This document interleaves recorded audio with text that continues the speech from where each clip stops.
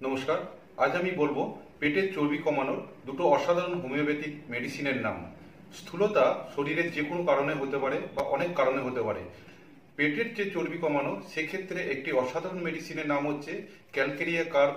এই মেডিসিনটি পেটের মধ্যে যে চর্বি সেই চর্বি কমাতে অসাধারণ একটি কাজ করে।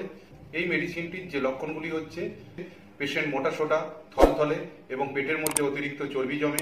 এই পেশেন্টরা ঠান্ডা লাগার প্রবণতা বেশি, অতিরিক্ত ডিম এবং অতিরিক্ত টক খাওয়ার প্রবণতা বেশি এবং এদের মধ্যে প্রচণ্ডভাবে ঘাম হয় এবং এদের হজমের সমস্যা আছে। এই লক্ষণে ক্যালকেরিয়া কাপ মেডিসিনটি অসাধারণ কাজ করে।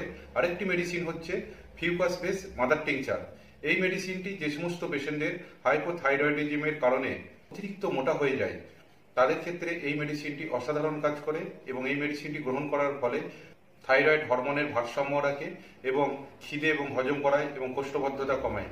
এই লক্ষণে ফিউকাস বেস মাদার টিংচার মেডিসিনটি অসাধারণ কাজ করে। ধন্যবাদ।